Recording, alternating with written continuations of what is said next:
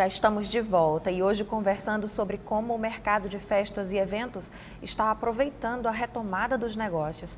E olha só, a expectativa dos representantes desse segmento é de que em 2022, 100% da programação de eventos seja realizada.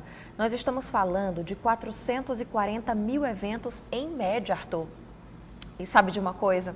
Tudo isso não é mero entretenimento, não. Celebrar e reunir pessoas em torno de um objetivo comum são atitudes tomadas por empresas, por exemplo, para reforçar o espírito de equipe entre os colaboradores. Eventos esportivos promovem o bem-estar e a saúde, e as festas congregam.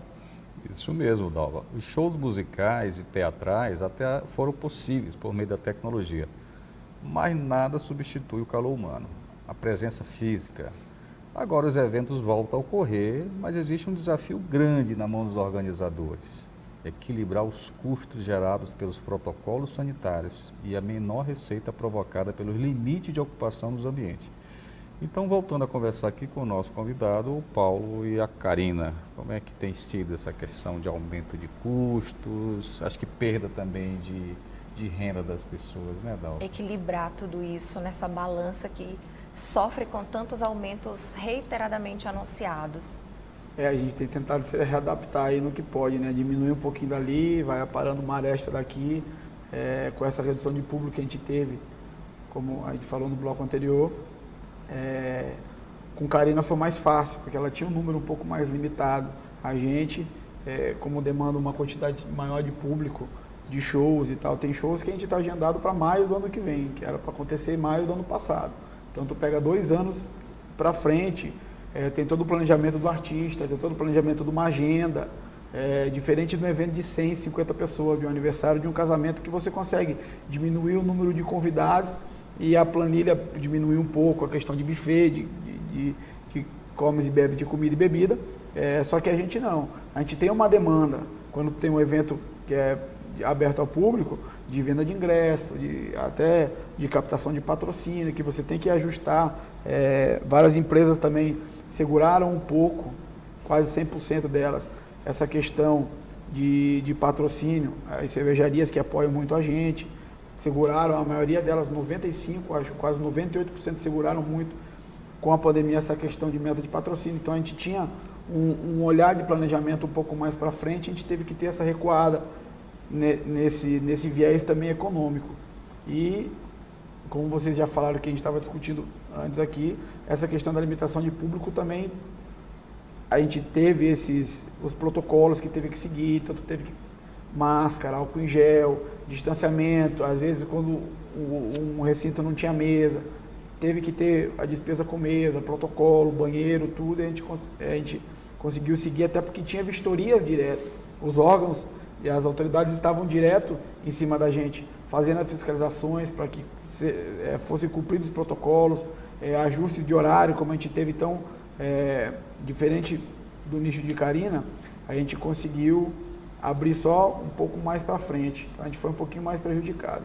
Mas acredito que agora a gente consiga... Mas esse nicho dela me parece ser um pouco diferente, né, Dalva? Porque, por exemplo, você pode diminuir, aumentar o valor dos ingressos, né, e a questão do público, mas aí como é que vocês fazem? Vocês fazem eventos para poucas pessoas, 150, 200 pessoas no máximo, em comparação ao Karina, que o Paulo faz. Aí, como é que é essa redução de custos? Eu vou aproveitar a pergunta dele para já te perguntar também outra coisa que a gente viu acontecer. Com a tecnologia, claro, foi possível fazer shows por meio de lives e alguns eventos para a família, para quem morava naquela casa, e as transmissões. Então, era algo que eu não via antes, não sei nem se é uma novidade mesmo, mas... Isso vai ser uma tendência, né, Dalva? Provavelmente. Eu quero ouvir de você, assim, como foi o desafio de virtualizar eventos e, enfim, deixar isso, fazer acontecer, né? Bem, realmente, Houve um lado positivo na questão da Covid, porque quando você está organizando um evento social, seja um aniversário, uma formatura, um casamento, a lista é o principal vilão. Diferente do de Paulo, quanto mais cliente, melhor. Isso. Num evento, como é um patrocinador, né, que é o dono da festa que está bancando praticamente tudo, quanto maior a lista, mais aumenta o orçamento. Então, com a limitação de público, quem primeiro gostou foram os noivos, porque não tinha mais que dar desculpa para não convidar algumas pessoas. Verdade. Eles já, olha, não posso Pra convidar cortar. por causa da Covid e tal. Então, foi ótimo nesse aspecto. Por outro lado, a tendência de casamentos Cortaram os bem cunhados, intimistas. Olha, aí não precisa nem inventar desculpa, não. Olha, desculpa, Covid, não posso aglomerar, né? e tal. Então, foi para alguns, Adorei. foi muito bom. E aí, a tendência de eventos menores, o tal do elopement wedding, né? Que é um casamento que vai só os noivos, o celebrante, o fotógrafo, acabou. Ou esses micro weddings, casamentos para 10, 15 pessoas, 20. A gente teve casamento para 30 pessoas em Santo Amaro, fechado numa pousada, sua família. Então, uma nova realidade. Aqui em São Luís, a gente tem um histórico de eventos muito grandes, né? Eu tenho no meu currículo casamentos para 1.500 convidados, que não é comum, mas, assim, os grandes eventos aqui em São Luís, a gente já participou nessa faixa aí, de 1.500 convidados, 800, enfim. Então, começou a nascer os mini casamentos. Então, a gente teve que se readaptar, mesmo comprando face shield, mandando fazer máscara, comprando luva descartável, álcool gel, Mas essa assim, adaptação no foi só reduzir o número de convidados ou também houve, assim, digamos, uma adaptação do custo do que era colocado de alimentação? Sim, eu enquanto cerimonial, eu precisei, obviamente, abrir mão de um pouco de lucro para me adaptar para receber esses clientes, dessa nova tendência de eventos menores. Né? Assim como o Paulo falou, a alimentação e bebida é uma das coisas que mais oneram o evento. Então, se ele está reduzindo a quantidade de pessoas, automaticamente o orçamento dele já diminui. A decoração vai proporcional à quantidade de pessoas. E o cerimonial precisa se adaptar. O nosso trabalho ele é igual se eu tenho um casamento para 10 ou para 1.000 pessoas. Lógico que o que vai interferir é o tamanho da equipe. Quanto mais convidados eu tenho, mais recepcionistas eu preciso para também, né, dar o conforto para aqueles convidados, para acolhê-los e acomodá-los e tudo mais. Mas a gente precisou se adaptar também, enquanto empresa, para prestar um serviço menor, né, com custo menor e com uma equipe menor também, e ainda cumprindo esses protocolos, comprando termômetro, porque esse termômetro é caro, né? Vocês já viram, esse da pistolinha aí. Então, foram investimentos que a gente precisou fazer e não teve um retorno. A gente precisou investir e pronto. E com relação aos online, um outro desafio, o cerimonial ele já precisa ser de bastidor, a gente não aparece, o Paulo sabe que ele é produtor também, a gente não aparece, a gente está ali, está tudo funcionando, você sabe que tem uma boa produção ali por trás, um bom cerimonial por trás, mas com aquela parafernália inteira no meio do evento, fio passando no meio de altar, no meio de mesa de bolo e tudo mais, é um desafio ainda maior você organizar tudo e não aparecer.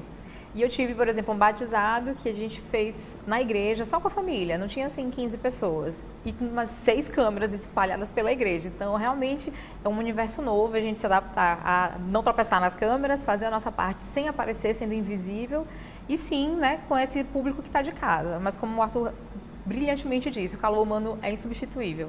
A gente fica com aquela sensação de que está faltando alguma coisa, né? Quer abraçar, quer comemorar, quer chorar com alguém. E realmente essa partezinha aí não tem como o virtual substituir. Mas assim, a questão do virtual, tanto para o setor do Paulo como o seu, será que é uma tendência, vai ser um nicho ou ele vai desaparecer? O que vocês acham? Desaparecer eu não creio, mas ele não vai substituir o presencial. Ele pode ser simultâneo. Essa convergência eu também acredito que não vai ter.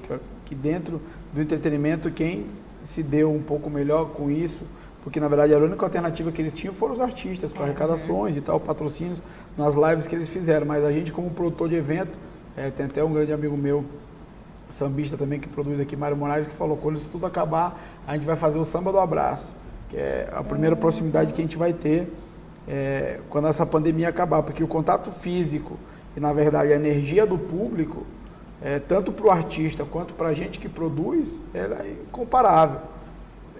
Claro que essa convergência do online, hoje a gente descobriu o quanto a gente é dependente disso, da internet, o quanto a gente é dependente dessa questão de rede social, e isso, dentro do fomento do negócio, foi muito importante para a gente ter, hoje, claro, que é a questão de diminuição de custo, a gente investiu um pouco mais em rede social, dentro da divulgação dos eventos, e ter essa plataforma um pouco mais aguçada dentro do nosso plano de negócios.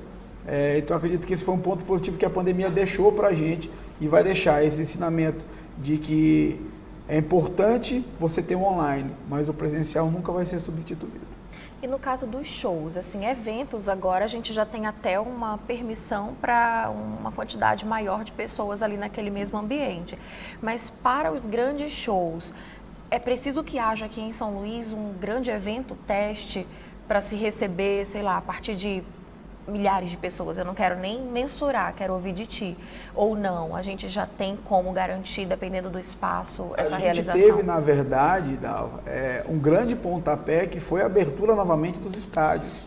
Com o público, como a gente teve a questão... Mas ainda com restrição, do né, Campeonato de Brasileiro, por mais que teve restrição, já foi um primeiro passo. Então, aquele gargalo que a gente tinha de diminuição desse funil começou já a se alargar, porque você vê aí que São Luís e várias outras cidades noticiando que já não tem nenhuma internação por Covid, parabenizando novamente essa postura que o poder público teve de ir para cima, vacinar o público, vacinar essa segunda dose, terceira dose que já está tendo, todo mundo aqui vacinado. Eu acredito que isso é bom para todo mundo, que como a gente já conversou, essa cadeia que move os eventos, às vezes ela é um bico de alguém que tem um trabalho. Por exemplo, eu tenho muita segurança meu que tem outro trabalho das 8 às 6. Então ele vai para lá para tirar um bico, para tirar um extra, e isso atrapalhou muito na renda dele.